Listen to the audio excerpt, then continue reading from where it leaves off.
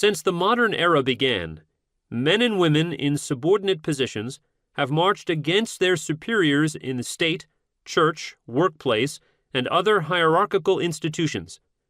They have gathered under different banners, the labor movement, feminism, abolition, socialism, and shouted different slogans: freedom, equality, rights, democracy, revolution. In virtually every instance, their superiors have resisted them, violently and non-violently, legally and illegally, overtly and covertly.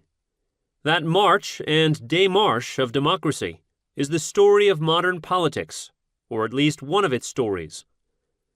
This book is about the second half of that story, the démarche, and the political ideas, variously called conservative, reactionary, revanchist, counter-revolutionary, that grow out of and give rise to it.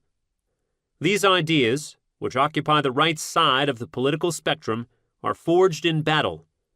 They always have been, at least since they first emerged as formal ideologies during the French Revolution, battles between social groups rather than nations.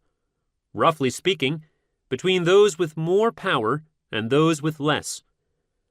To understand these ideas, we have to understand that story.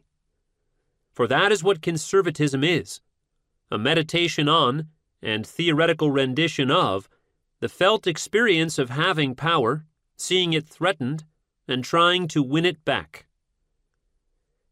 Despite the very real differences between them, workers in a factory are like secretaries in an office, peasants on a manor, slaves on a plantation, even wives in a marriage, and that they live and labor in conditions of unequal power. They submit and obey, heeding the demands of their managers and masters, husbands and lords. They are disciplined and punished. They do much and receive little. Sometimes their lot is freely chosen. Workers contract with their employers, wives with their husbands, but its entailments seldom are.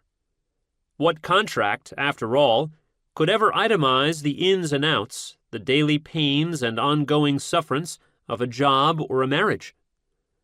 Throughout American history, the contract often has served as a conduit to unforeseen coercion and constraint, particularly in institutions like the workplace and the family, where men and women spend so much of their lives.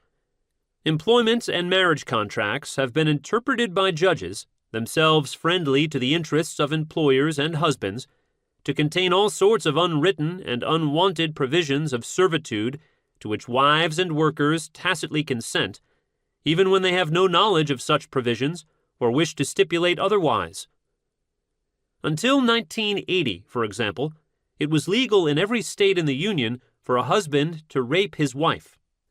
The justification for this dates back to a 1736 treatise by English jurist Matthew Hale. When a woman marries, Hale argued, she implicitly agrees to give up herself in this kind, sexually, unto her husband. Hers is a tacit, if unknowing, consent, which she cannot retract for the duration of their union.